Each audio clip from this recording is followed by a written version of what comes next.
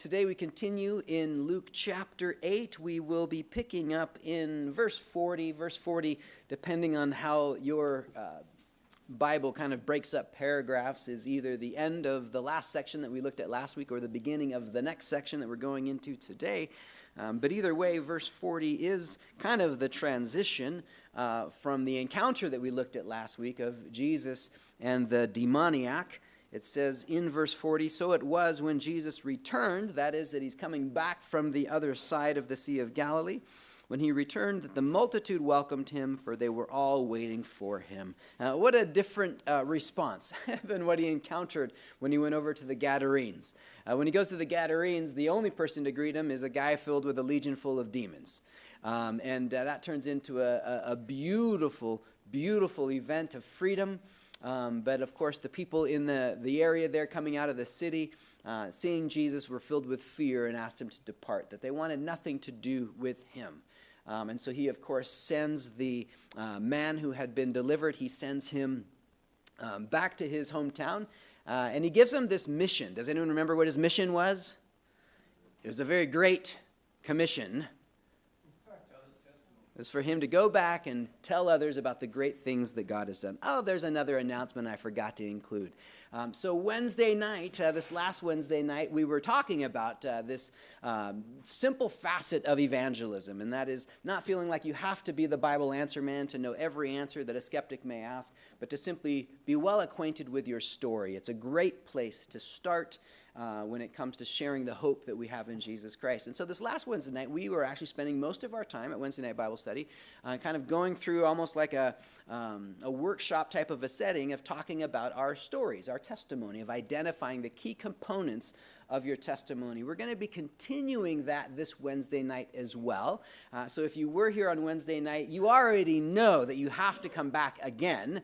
And you want to come back with your worksheets a little more developed than maybe how they were when you left. But if you weren't here last Wednesday and you would like to join us this Wednesday, which I highly recommend, oh, and I didn't even bring the printouts for you. How dreadful. This is bad news. But on Realm, you will find a post that was put up, I think, yesterday on this very issue. And the file is attached on that post. And so you can just open up the PDF, print that up. They're really basic questions, and they're questions to get you thinking about your story. These aren't like, Bible answers like, oh, what verse answers this? This is your story, the answers to the questions of your testimony. And so the whole purpose of the worksheet is to help you be more familiar with how the Lord has worked in your life, who you were before you encountered Jesus, who you are after you've encountered Jesus. And it really is a helpful procedure to go through, to just spend some time so that it's clear in your mind what your testimony is, because a lot of people, a lot of believers are blessed by what Christ has done for them, but when it comes to verbalizing that to others, they feel like there's a loss of words, like I can't quite put it to words, or I'm not exactly sure how to communicate this. Maybe they feel like they need to make it in a more compelling way. But so we're going to be working on your testimony this Wednesday night. Come and join us. If you can't get the print up, or somehow you just are too lazy to work on it, but you still want to come Wednesday night. Because there will be a blessing that would be had for you. So that concludes our announcements. So this morning, we're jumping right back into Luke chapter 8. We're picking up in verse 40, which is that transition going back to the other side of the sea. I was just talking about the change of reception, that when he arrived on the east side by the Gadarenes, there was no reception for him. But in that small little absence of Jesus from the Galilee side, it's all Galilee, but I mean from the western side of the Galilee where he had been ministering in Capernaum and the surrounding areas, Bethsaida, that he was missed. And he comes back and people are rejoicing. So it was, verse 40, when Jesus returned, that the multitude welcomed him, for they were all waiting for him. And behold, there came a man named Jairus, and he was a ruler of the synagogue. And he fell down at Jesus' feet and begged him to come to his house, for he had an only daughter, about 12 years of age, and she was dying. But as he went, the multitude thronged him. Now, a woman having a flow of blood for 12 years, who had spent all her livelihood on physicians and could not be healed by any, came from behind and touched the border of his garment. And immediately her flow of blood stopped. And Jesus said, "Who touched me?" When all denied it, Peter and those with him said, "Master, the multitudes throng and press you, and you say, 'Who touched me?'" But Jesus said, "Somebody touched me, for I perceived power going out from me." Now, when the woman saw that she was not hidden, she came trembling, and falling down before him, she declared to him in the presence of all the people the reason she had touched him, and how she was healed immediately. And he said to her, "Daughter, be of good cheer. Your faith has made you well. Go in peace." While he was still speaking, someone came from the ruler of the synagogue's house, saying to him, "Your daughter is dead. Do not trouble the teacher." But when Jesus heard it, he answered him, saying, "Do not be afraid, only believe, and she will be made well." When he came into the house, he permitted no one to go in except Peter, James, and John, and the father and mother of the girl. Now all wept and mourned for her, but he said, "Do not weep. She is not dead, but sleeping." And they ridiculed him, knowing that she was dead. But he put them all outside, took her by the hand, and called, saying, "Little girl, arise." Then her spirit returned, and she arose immediately, and he commanded that she be given something to eat. And her parents were astonished, but he charged them to tell no one what had happened. As we come to this passage, we have two encounters intervening. They're mixed together. And it's not really two stories, it's one story. And in fact, there's one consistent theme, the theme of faith, running throughout both. But they are very much intermixed. We'll kind of break this down verse by verse as we go through this. And we'll pick up in verse 41, having already covered the distinctions in verse 40. Again, verse 41, "Behold, there came a man named Jairus." And, there's several comparisons and contrasts that could be made between Jairus and the woman with the flow of blood in this storyline. Jairus, of course, we're given his name. The woman is nameless. She's not revealed to us by name, although she goes down in history, and I think should go down in history as one of great faith. And we'll talk about that as we get into the details of this.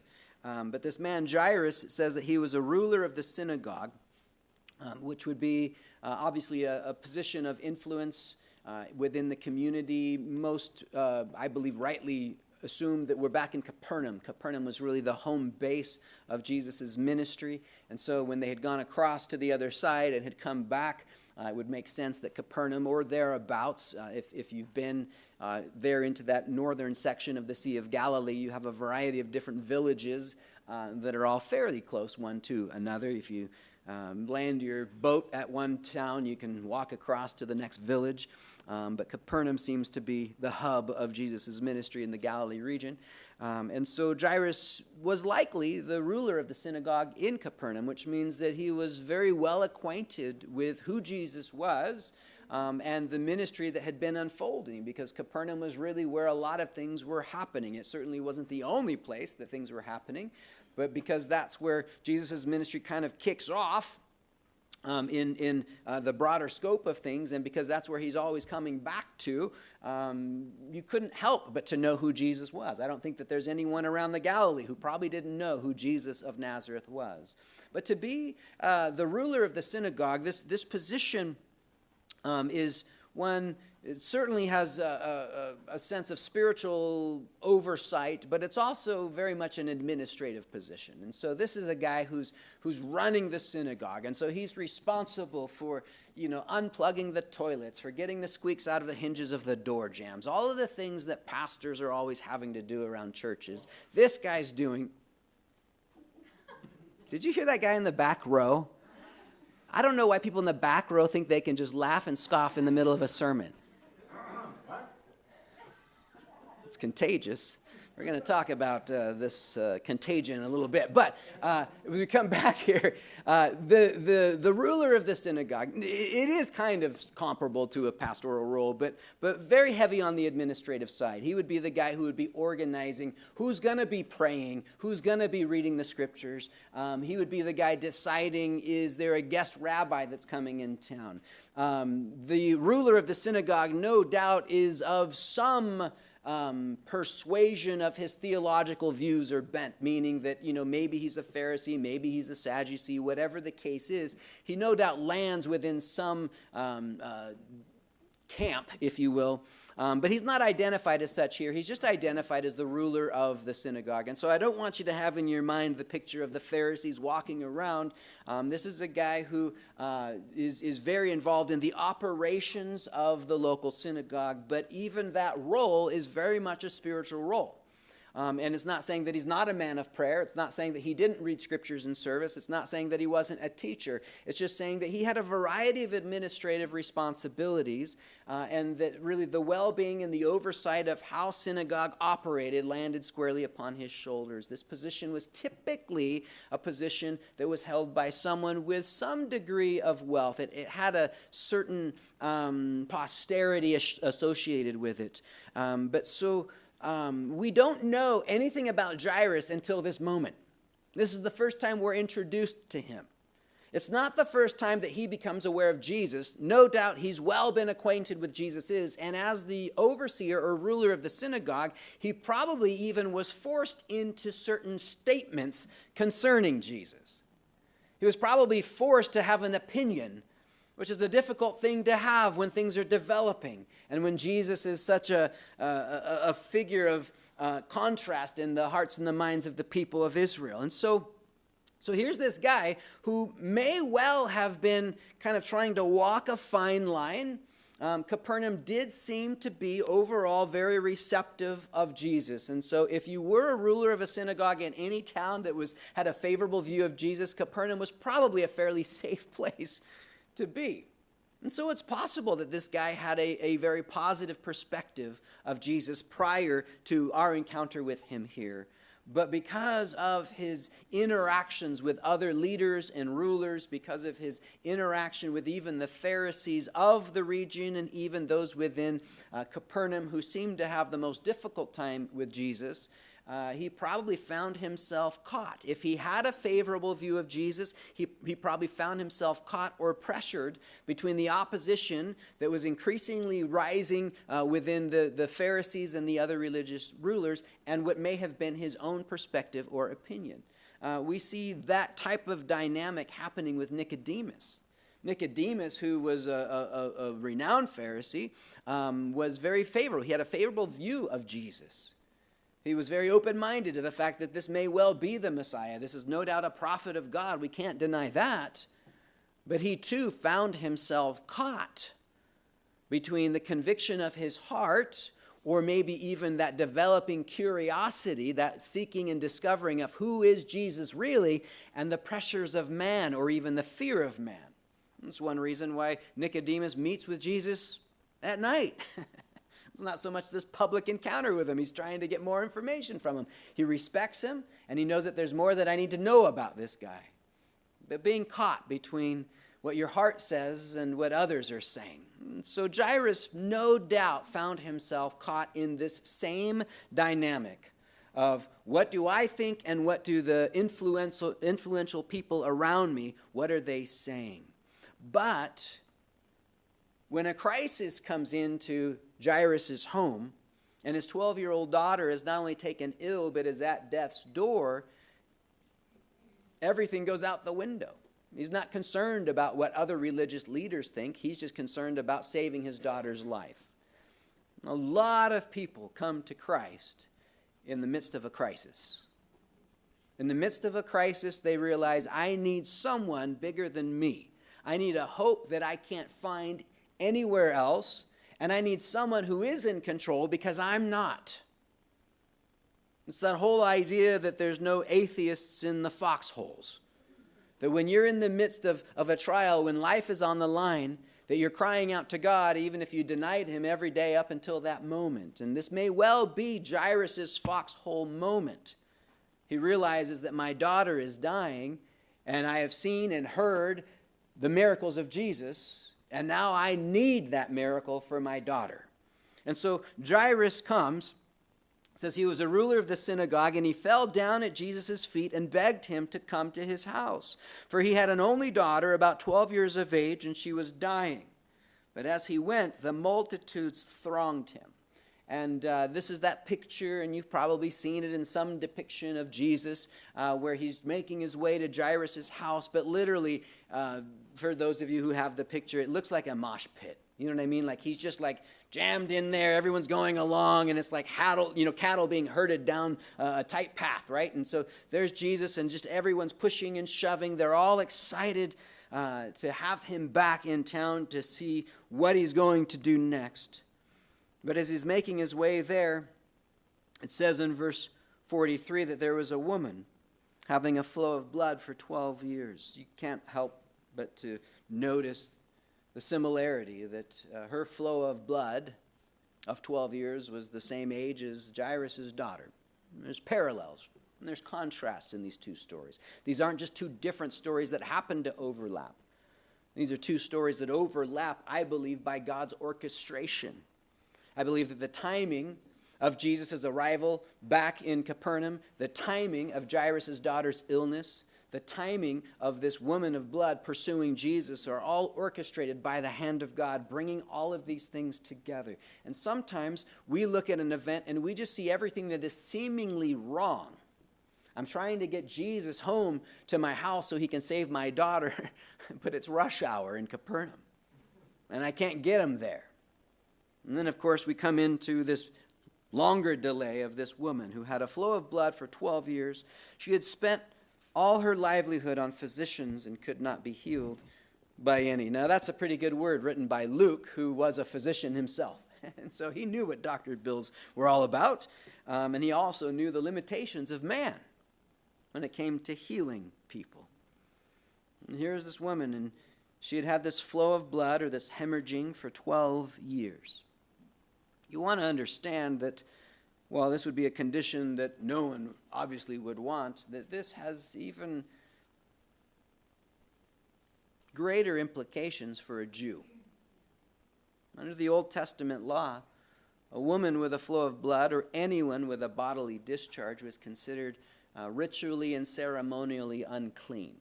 Okay, and so for a woman, even during times of her normal menstruation, she was really homebound. They weren't out and about. And in fact, the law that God had established in the times of Moses declared that she wasn't to come in contact with anyone or really with much of anything. And anyone who did come in contact with her, just touching her, would also be made ceremonially unclean. What that means is that when you're unclean, you can't go out into society. You can't be in public. That means you're not going to church, or in her case, she's not going to synagogue. It also means that she hasn't gone for any element of temple worship in the last 12 years.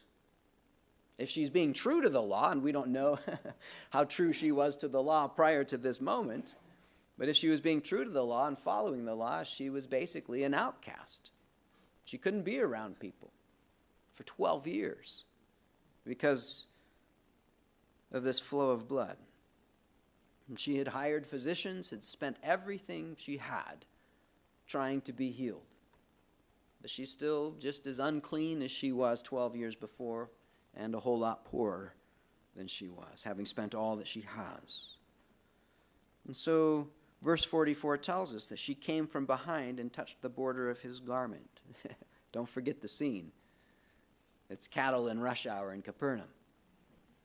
She's obviously not abiding by the Mosaic law at this moment. She's where she's not supposed to be. She's not only out in public, she's pushing and shoving. She's having to make her way through a crowd that's described as thronging around Jesus. And so, to be strict, she's defiling every person she bumps into. They probably don't realize it. But so she's making her way through. So what do we see here? We see in our storyline so far two individuals who are both desperate for Jesus. They both know their need for Jesus. For Jairus, his need is recent. He's just recently had his daughter taken ill. For this woman, it's been the last 12 years of her existence. She's known her need, but she didn't know where the cure was to be found. She had gone looking for cures in a variety of places, spending all that she had trying to find the cure that she needed, but nothing was able to cure her. No one and nothing. And so here she is. And I don't know if this is kind of a last-ditch effort. Well, when all else fails, turn to Jesus. But I would imagine that it's not a when all else fails. I would imagine it's that because everything else has failed, and now there is a new hope, and it's this Jesus, and he's back in town, that I'm going to do everything I can do to get in his presence. Now, she has a curious faith. Because she has in her mind that if I can just get close enough to touch the hem of his garment, that's all it's going to take. Some commentators believe that she had a superstitious faith. And I don't know if that's right to say or not, but I do believe that she had a great faith. And if her faith was not a superstitious faith, then it was truly an amazing faith that should be up there on par with the centurion's faith, who had the faith to say, you don't even need to come to my house. You just speak the word right here, and by your authority, my servant will be made well. Well, she had a faith, apparently, that says, I don't even need you to speak the word.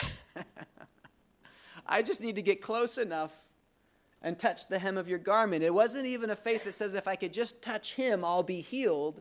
It was a faith that says, if I could just touch the hem of his garment, I will be made healed. Now, the term that's used there for the hem of his garment is rightly translated as, the hem, a tassel, or a fringe. And sometimes this opens up a bigger discussion about Jewish men and the tassels that they were commanded back in Deuteronomy and Numbers to have on the corners of their clothing. And the Lord had told them, you're to have this tassel or this fringe with a blue thread running throughout it as a reminder to you of your obedience to my commandments. And so the tassel on the edge of the garments represented, or I shouldn't say represented, it was to serve as a reminder to the person wearing it that God is a God of commandments, and my life is to be in alignment with his word for my life, for my existence. Okay? But in the course of time, those tassels became to, kind of represent the individual. And later on in the Gospels, we'll discover, Jesus making a comment about certain self-righteous individuals who had gone to the tailor and had really large tassels attached. As if these long tassels meant that they were even more obedient or zealous for the Lord and his commands. And so the tassels or the edge of the garment definitely took on a meaning beyond that of a reminder. Maybe it turned into more of a declaration, kind of a check me out sort of a declaration. But for whatever it meant in this woman's mind, she had the perspective that if I can just lay hold of that, then I will be healed. The idea of getting hold of his garment. There's no indication in Scripture that this idea existed before this moment. There's nothing in Scripture that communicates to us that someone else had been healed by touching Jesus' garment alone. She seems to be the first one. Not the last, but she seems to be the first. Later on in the Gospels, there will be groups who come and they say, if we can just touch his garment, we'll be healed. And maybe that's because the testimony had gone forth.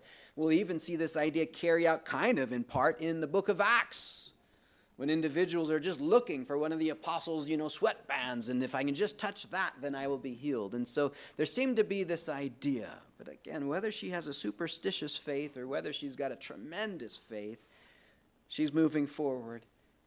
She's making it her goal and her aim to not let anything get between her and her healing, between her and her healer. And so she's pushing through the crowd. Again, just thinking, if I can just get to his garment, if I can just lay hold of that. And so she does. Mark's gospel actually tells us that this was a premeditated thought that she had. She said that if I can just touch him, I'll be made whole. I'll be made well. And so she's making her way through the crowd. She's pushing through. In verse 44, she came from behind and touched the border of his garment, and immediately her flow of blood stopped. That's great. I mean, that's the way a miracle should happen, isn't it? Immediately. Sometimes we will be praying for healing, and because the healing comes over a long, slow period of time, we begin to attribute the healing to other factors rather than just answered prayer. oh, well, there was this, but then, like the body kind of did this, or they went this treatment, or whatever the case is. But here, this healing comes immediately. You kind of wonder, I always envision this in my mind like a movie scene, and I'm not thinking of a particular movie, but I'm just thinking like of a scene, and I'm just seeing this woman pushing her way through, coming up behind Jesus. There he is, and reaching and grabbing the garment. Nothing happens, and Peter turns around and says, "What are you doing? Touching me." Oh, wrong guy. Shoot, No, she comes up from behind, but imagine that. The moment she touches, immediately she's healed. What does that feel like? What goes on in her mind? Does the crowd continue to move on and she's stuck in awe of what has just happened to her? Immediately she's healed, but immediately Jesus responds in verse 45. And Jesus says, "Who touched me?" And we don't know the tone, we don't know how it came out.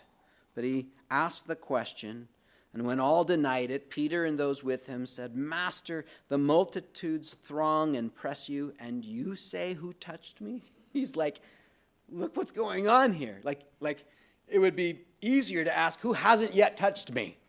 But like how in the world could you ask this question of who touched you? Like everyone has touched everyone in this crowd. And Jesus, he responds, in verse 46, he says, "Somebody touched me, for I perceived power going out from me." See, it's not just that somebody touched me. It's that somebody touched me and power went forth when they did. That's interesting, isn't it? This is a fascinating case study. And we probably want to be cautious about the conclusions that we draw. But it is one that is well worth our examination, because here's a situation where a woman approaches, and we know that she has faith. Jesus confirms that afterwards when he addresses her. Okay? So we know that faith is at work. But this is an unusual healing, because she doesn't even ask Jesus for the healing. And in fact, translators translate this passage. Keep in mind that translators handle the text as best as they can in a non-theological way. At least they're supposed to. What that means is that if the Greek language says it this way, then we want to communicate it that way, even if that way challenges some of our theology. This one quickly brings up the question of, did Jesus know who it was? And you can wrestle with that all you want, but your theology will probably answer that for you one way or another. But the language seems to be clear in the Greek, and scholars all agree on this, that the power that went forth from Jesus was not a power that was initiated by Jesus.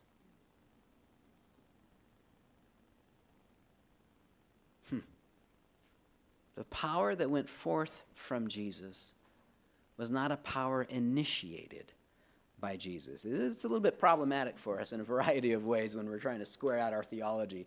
But Jesus understands that power has gone forth. And who is it? I personally don't get too hung up on whether Jesus knew or didn't know who the woman it was. That does open up a whole nother discussion about Jesus, his omniscience, and whether omniscience was something that he chose to set aside as he embraced humanity or not.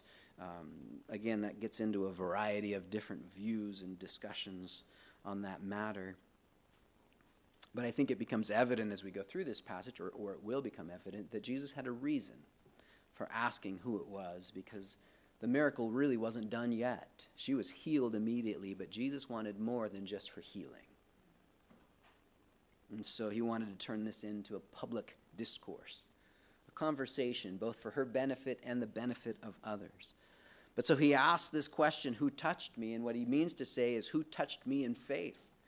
Who is it that has laid hold of me in faith and has accessed the power that belongs to me and that has been dispersed to this individual? Who is this one? Who is this person? See, she's come and she has no doubt hoped that she would be able to find God's miracle for her life in secret. I want to come, I want to receive, I'm desperate, I need God to do this thing, but I don't want anyone to know about it. Have you been there? Probably. We've all been there, and especially when there's any element of shame surrounding us or our circumstances. And there's plenty of shame surrounding this woman's circumstances. She's breaking the Mosaic law as she reaches. You know what I mean? And so you could say this woman was in sin the moment she stepped onto the path, the moment that she came in contact with the public, that this woman has already violated God's law. But she knows that, man, if I'm going to get a hold of Jesus, I've just got to do this thing.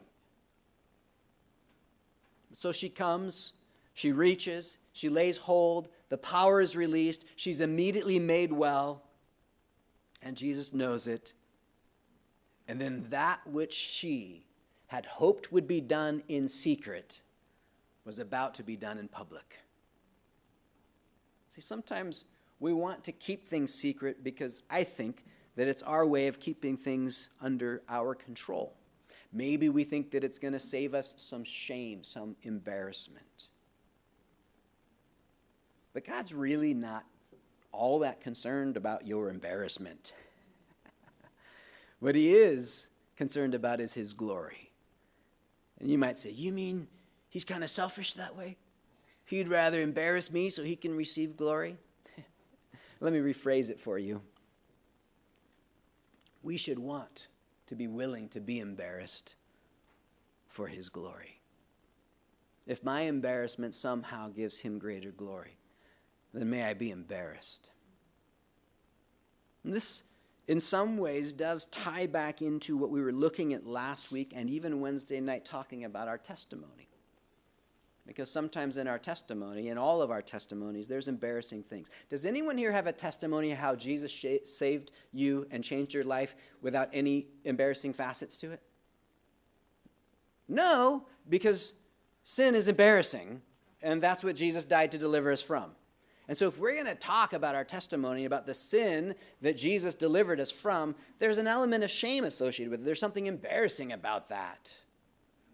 But if my shameful sin gives greater glory to God because it speaks of what he saved me from, then may God receive the glory through my embarrassment. But I kind of find that as believers, we really don't need to be embarrassed about our pasts. We don't need to be embarrassed about our sin because we're sinners. You know what I mean? It's like being embarrassed about the color of your eyes. Did you have anything to do with that? Nope, it's just the eyes I was born with. Didn't have anything to do with it. And guess what? You were born a sinner. And we shouldn't be surprised that the people around us, that the people sitting in church next to us, have a sinful past. A sinful past? No, not the people in this church. Okay, well, maybe you wouldn't say that about this church. You know what I mean? Well, yeah, in this church, I think there are some people with some sinful past. But guess what? It's you. And it's me. And that's what Christ came to deliver us from, our sin. And so our testimony has baked into it by the very definition that there are things that we're ashamed of. They're not things that we're proud of. But what we are excited about is the fact that God delivered us from it. And he did that through the blood of Jesus Christ. And so if God can receive glory, and if someone else, if some other slave to sin can be given hope that there's change and salvation available to them through my testimony, that if God saved a wretch like me, then he can save a wretch like you. Or if my sin isn't quite flavorful and colorful enough for you, then let me introduce you to my friend. This other person at church. And through their testimony, maybe they feel like, oh, there is hope for me. But see, this woman's coming through the crowd, and she's ashamed. She knows what she needs, and she needs it. And she believes that Jesus can do it. And apparently she believes that she can receive it without Jesus even being asked. Again, I think this is a great faith. But when Jesus knows that the power has gone forth and that someone has been healed by it, he turns around and asks, who touched me? Verse 46, again, Jesus said, somebody touched me, for I perceive power going out from me. Now when the woman saw that she was not hidden, she came trembling, and falling down before him, she declared to him in the presence of all the people the reason she had touched him and how she was healed immediately. So check this out. There's something in this dynamic. And if you were thinking that you were that woman, you'd probably be thinking, I can still get out of here. I can still do this thing. He doesn't know who it is. The street's full of people. I was behind him. He didn't see me. Well, it might not have necessarily worked out exactly that way. I think it's in Mark's gospel. It says it this way, Mark 5:32. It says that he looked around to see her who had done this thing. But the woman, fearing and trembling, knowing what had happened to her, came and fell down before him and told him the whole truth. The way that Mark phrases this causes some people to believe that when Jesus said, "Who touched me?" it's as he turns around and looks right at her and says, "Who touched me?" That's like, your mom when she's caught you. Who's got mud on their shoes? Looking at you. Not me. Right? It's possible. And Mark's gospel does give us maybe that little insight to the possibility, and I'm going to leave it at that Jesus did know exactly who it was. But he was giving her the opportunity to come out and identify herself. Why? Because she's a thief and she should turn herself in? Has she robbed God of his power? Not necessarily. But has she robbed God of his glory? Maybe. Or maybe she was on the path of doing so. See, sometimes when we're seeking God's work in our lives, we don't want anyone else to know about it. If he does do that work in our lives, and there are plenty of times when he does, others still don't hear about it. We feel like we navigated through our shame, we got to the other side, no one ever found out, and therefore no one ever needs to find out. And if you're just looking to preserve your own reputation and your comfort, then that works. But if you have a heart for the glory of God and the freedom of others, then it's no good at all, because now no one knows what God has done in your life. It would be like as if the demoniac who was delivered and clothed decided, I'm just going to go back and hang out in the tomb again. No one will ever see or hear from me again. What glory would that have brought to the Lord? And who wouldn't have been saved as a result of him not going out throughout the Decapolis of the 10 cities, telling them about the great things God had done? And so Jesus turns around, he says, "Who touched me?" And she comes clean. And she tells them the whole story. In Mark's gospel, it says that she said the whole truth. And God loves it when we tell the whole truth. He doesn't just want us to tell a part of the truth, or maybe like the edited version for the sake of protecting our own reputation. He wants us, especially with him, to tell him the whole truth. Why? Because he doesn't know anything about it. He knows everything about it. You're never going to tell God something that he doesn't already know. Well then, Lord, why do you have to put me through such an awkward situation of having to say it out of my own mouth? Because when it comes out of your own mouth, it's freeing for your own heart.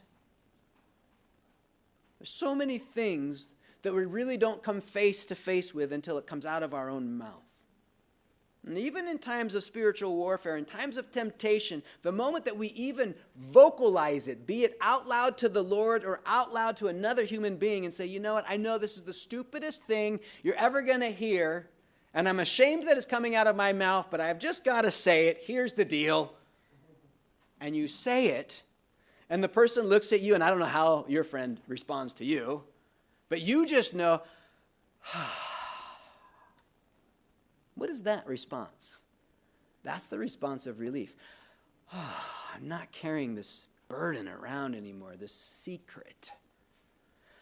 There's a sense of freedom, of relief, release. She comes and she comes clean. She not only tells the master, but she tells everyone in the crowd her story, which is probably how Mark ended up getting the details of what she was thinking as she was approaching Jesus. he responds in verse 48, and Jesus says to her, "Daughter, be of good cheer. Your faith has made you well. Go in peace." That verse is just pure gold right there. Jesus' response is beautiful. Daughter. He uses a term of endearment for her.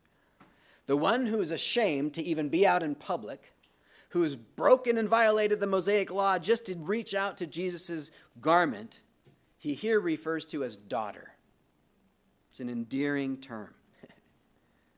It's a familial term. And he tells her to be of good cheer. Listen, you don't have to be ashamed. You don't have to be afraid. I'm not just saying that this is how Jesus is responding to her. This is how Jesus responds to us when we come to him and we tell him the whole truth. He loves it when we tell him the whole truth. And then we get to receive his endearing response. He gets to call us child. He gets to tell us that we're actually loved by him. He doesn't want us to feel ashamed or embarrassed because of our need for him. He just wants us to come and to receive that which he has to give. And then he says, your faith has made you well. And again, this is an interesting situation where it's truly her faith. It's not her asking, Lord, if you're willing, you can heal me. It's her just reaching out and taking the blessing that she believed that God has to give through Jesus. She apprehends him and apprehends her miracle in doing so. Your faith has made you well. And then he says, go in peace. He doesn't want her going away embarrassed, ashamed, feeling guilty. None of this would be if Jesus hadn't have said, who touched me? She would have gone home just as whole. She would have gone away probably feeling like she got away with something rather than feeling like she actually received something that God purposed to give to her. The story continues, kind of changes gears a bit here. It says in verse 49, while he was still speaking, someone came from the ruler of the synagogue's house. So keep in mind, Jairus is watching all this thing, right? Like Jairus is there with Jesus, leading him to his house.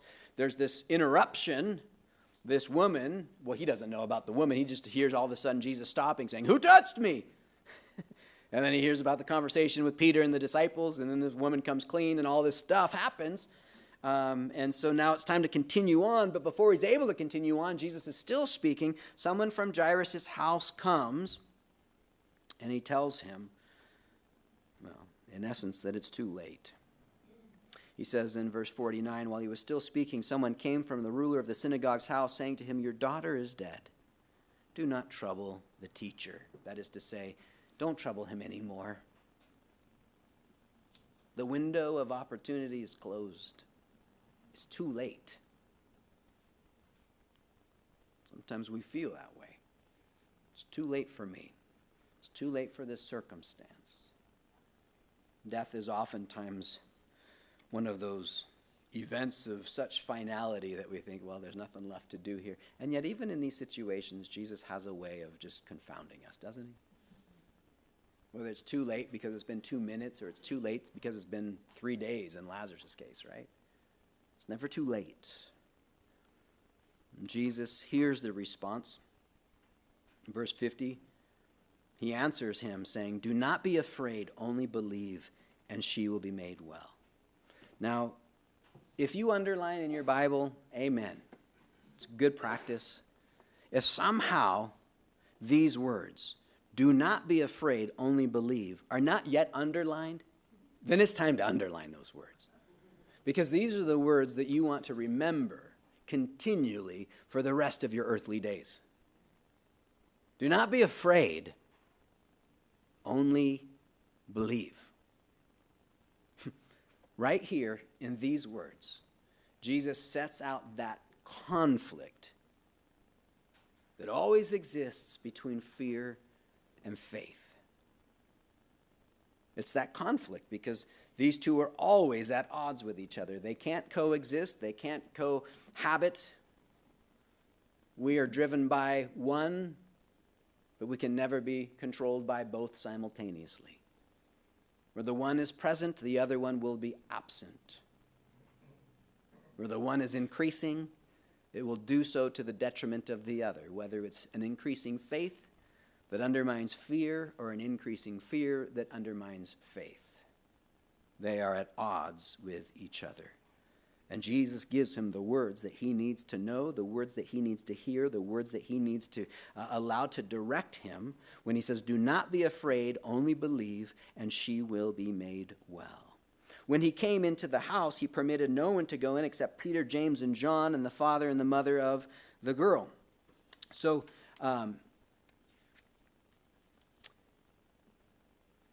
verses 50, where are we at? Like 51 all the way through 54 is an interesting emphasis on Jesus' response to the people that are at the house. We'll just kind of read through that again. Verse 51, when he came to the house, he permitted no one to go in except Peter, James, and John, and the father and mother of the girl. Now all wept and mourned for her, but he said, do not weep. She is not dead, but sleeping. And they ridiculed him, knowing that she was dead. But he put them all outside, okay? When we look at this, you're going to realize that verse 51, 52, 53, and the very beginning of 54 is a lot of real estate that's given in the scriptures to this one point, and that is that when Jesus got there, he kicked people out of the house, okay? Now, this is on the heels of Jesus' words to Jairus back in the crowded street where he tells him what? Do not be afraid, only believe, okay? Now, do you think that at that moment, Jesus is thinking, there's still hope, Jairus. I'm sure the messengers got it wrong. She's probably just not doing as well as she was before. No, Jesus knows that she's dead. But he says, with that knowledge, don't be afraid, only believe. He's saying that death is not the final outcome here. I'm telling you, you only need to believe. Now, some people would look at the delay of the woman's interruption of all of these things as hindering, almost as if the messenger would say, man, you know what, if only that woman hadn't come out and grabbed Jesus, it wouldn't have turned into this big public display and discourse and sermon ensuing. And so, but what I believe that we're seeing here is, again, as I said in the beginning, God's perfect orchestration, because what happens with that woman, with the flow of blood, proves to be an example and even an encouragement for what Jairus needs to do, and that is believe. He's just seen what faith can do. He's just heard the testimony of a woman who said, I've been ill for as long as your daughter's been alive. But today, Jesus changed that.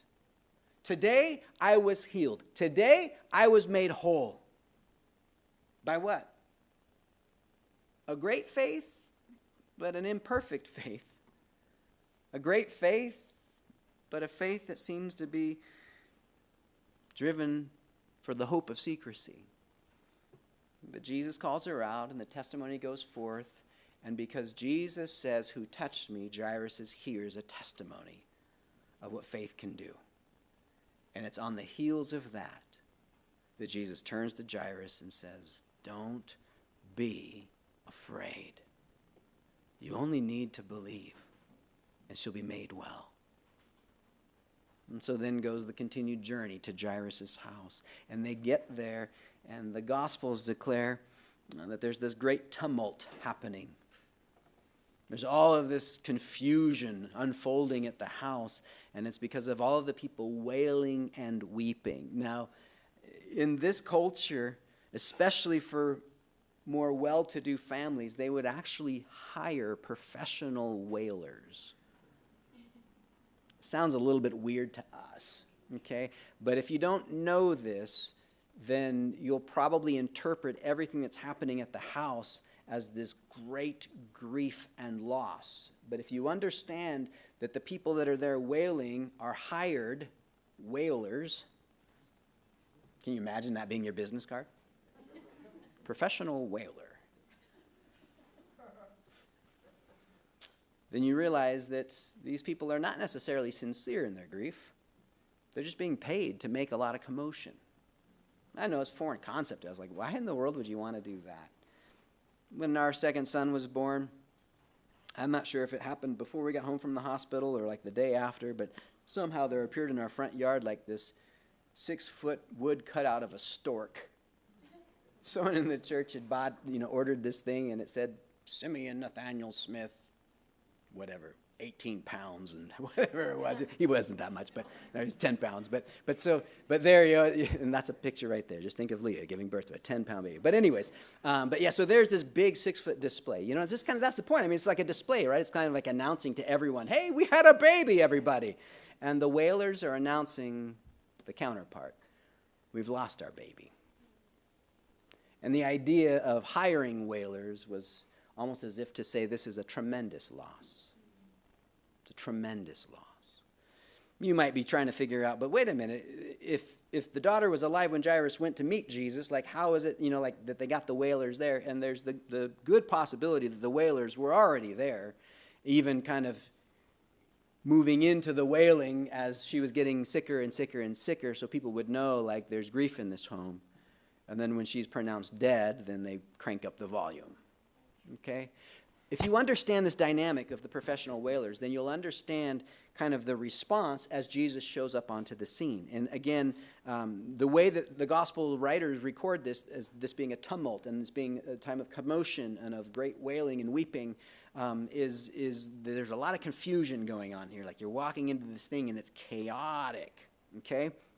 And so again, verse 51, when he came into the house, he permitted no one to go in except, and he's just got the three, Peter, James, and John, and then he's got the father of the girl and the mother.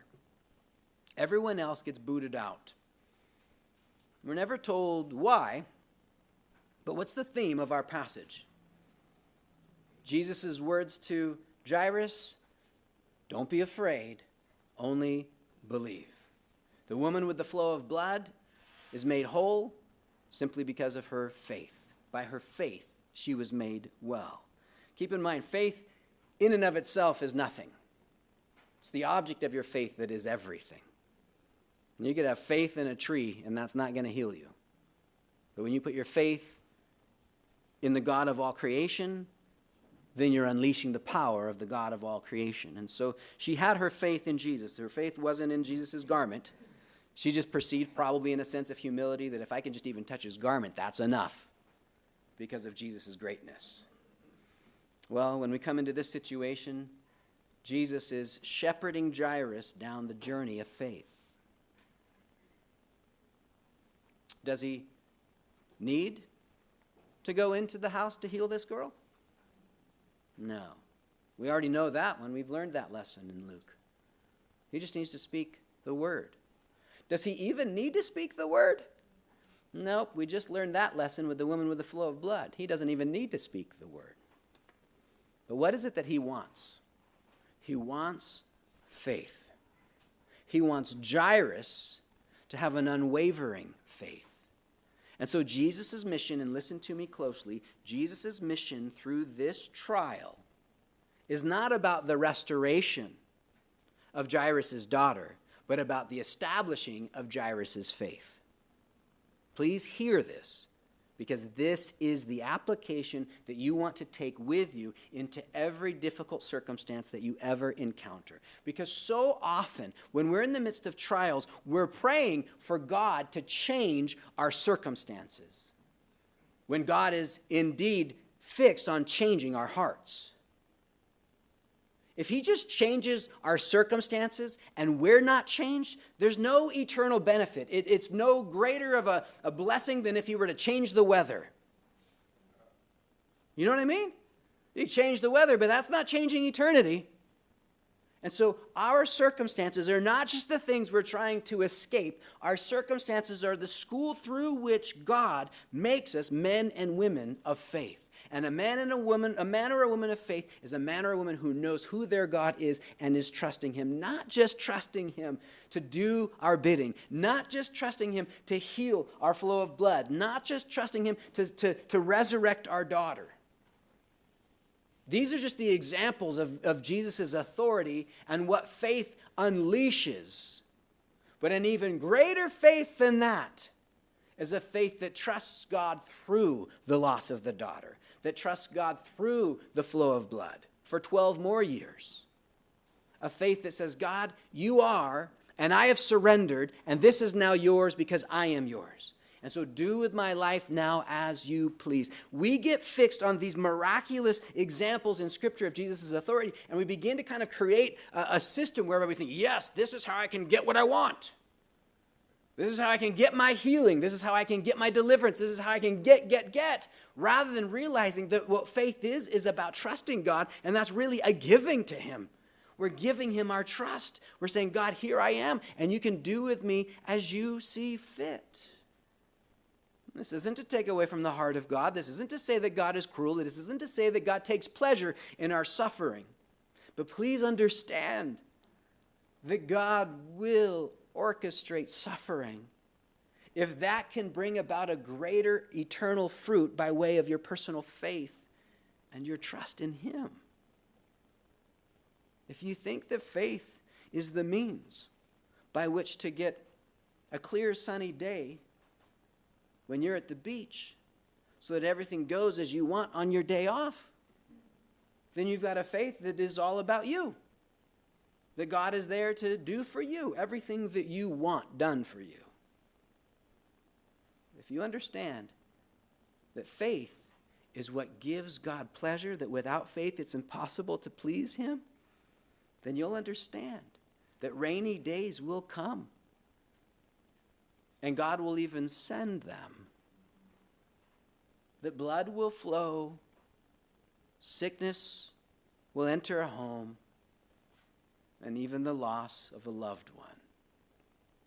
That God will orchestrate these events. And I'm purposely avoiding saying permit these things. I'm saying God will orchestrate these things in his perfect timing so that you turn to him in a way that you've not yet learned to turn to him before. That you'll learn to trust him in ways that you haven't yet trusted him. And Jairus is on the journey of faith, and Jesus knows it. So again, the woman with the flow of blood is not the delay. The woman of the flow of blood is the appetizer. This is here for you, Jairus, for you to see what faith can do. And now it's your turn for you to not let fear undermine your faith, but for you to continue on and only believe. It's the only thing God's looking for you to do is to trust him, to believe him. And that's his words to Jairus. And so when he gets home to Jairus' house, what does Jesus see? This scene of unbelief. Weeping, wailing, and a good portion of it isn't even genuine grief. It's just people who are hired to make a racket. That does not help an individual who's struggling to believe that my daughter's going to be made well. Every weeping wailer is screaming, she's dead, she's dead, she's dead, she's dead. And Jesus shows up, and what does he say? Oh, no, she's sleeping. Was she sleeping or was she dead? Well, okay, so we get in a little bit of terminology, but with the terminology, let's get into the ideas behind it, okay? Jesus knows that she's as dead as Lazarus was. But just as he said concerning Lazarus, he says of her, she's just asleep. And Jesus uses this term, sleep, for believers, or let me just put it this way in the context of the gospel. Jesus uses the term sleep for those who have died but are going to be raised from death. Okay? So Jesus' use of the term sleep has to do with resurrection, as if to say, listen, when this person is raised from the dead, it's going to be just as if they're waking up from a nap. He uses the same term, or we find the same term in 1 Corinthians 15, when it's talking about believers who have, and we'll use our term, died or passed away, but they are, and the term used there, asleep in Christ. The context there in that passage is about the resurrection, the return of Jesus, and how he's going to raise all believers back up. And so the term sleep is not saying like no, she's just asleep. She just have to, if you guys would yell a little bit louder, you'd wake her up. You know what I mean? It's not that. It's that this is a temporary state, not a permanent state. Okay? We think of death as the ultimate finality, and Jesus is challenging that idea. He's saying, no, death is not the ultimate finality. This girl may have no pulse and she may have no breath, but she's going to be woken as soon as we walk into that room. Now, Jesus could raise her from the dead with her parents out of the room, but he chooses to bring Peter, James, and John into the room with mom and dad and everyone else out. He has put everyone else away who could be a hindrance to Jairus' faith. And sometimes there's a need to put some distance between you and those of unbelief. That when the Lord is walking you down your journey and you're having to walk by faith and you've got all the naysayers around you saying, are you serious? That's the most ridiculous thing I've ever heard. God doesn't work that way anymore. Or I'm sure you didn't hear him correctly. If the Lord has spoken to you, let me ask you the question. Did Jesus speak to Jairus? He did. What was his word to Jairus? Do not be afraid, only believe, and she will be made well. Is this a promise? It is a promise. It's coming out of the mouth of Jesus, okay? So we've got the word of God coming forth. But this promise has a condition instilled within it. Jesus doesn't say, don't be afraid, she'll be made well. He says, don't be afraid, only believe, and she'll be made well. He has just put this condition of faith on the outcome. The outcome will be determined by your faith. Does he need Jairus' faith in order to heal her? I don't believe that he does. Does he want Jairus' faith as the outcome? I do believe he does. See, this is my point. We look at our circumstances as this is the problem. These are my problems, my circumstance. And so we're praying, God, change my circumstance. And he's like, no, I've orchestrated this circumstance for you as a blessing for you because this is the circumstance that's going to take you into a place with me that you haven't yet gone. And so I want you to learn of my love and my goodness and of my power and my authority, and I want you to learn that you can trust me. And so Jesus, the good shepherd, is shepherding Jairus down this path of faith. He wants Jairus' faith to succeed, and he knows that these people wailing and screaming is not helping this guy believe. And so all y'all get out of here. And he kicks them all out. He is ridiculed for doing so, but he doesn't care. And he brings them in. And it tells us that he took her, the girl, by the hand and called, saying, little girl, arise. Then her spirit returned, and she arose immediately. And he commanded that she be given something to eat. And her parents were astonished. But he charged them to tell no one what had happened. It's not an uncommon response that Jesus gives to those who've just received a great miracle. He says, hey, listen, don't go around telling everybody. You just go and do your own thing. I don't know how he expected this to not be told when he just got made fun of for going inside and kicking all the wailers out. And now they're going to walk out with Jairus' daughter. I don't know how that's not going to be told. But what's the point here? Well, we can safely assume that this miracle was not a miracle to promote Jesus' ministry, but this was a miracle to promote Jairus' faith. And God will do that. But please keep in mind that his goal is not the miracle, but your faith. And as your faith develops and as your faith grows, you won't be looking so much for the miracles that you want, but you'll be looking for the opportunity to trust him. For better or for worse, to trust him. Through sickness and in health. When we read through Hebrews, the great hall of faith, we read about great men and women throughout the history of the Old Testament who trusted God and saw great things, great deliverances. And then the writer of Hebrews goes on and says, and then there were those of great faith who trusted God to be persecuted, to be eaten by wolves, to be sawn in two. And the writer of Hebrews does something that challenges this idea of a faith to get something. He says faith is a faith that carries you through, not just a faith that delivers you from. And this is God's desire, that we simply trust him this way. Pastor John Corson says, when the mockers start knocking, let faith answer the door. Don't allow them to set up shop in your heart, to chuckle knowingly, to question cynically. Instead, listen to the Lord saying, I desire to do exceedingly abundantly above all that you can ask or think.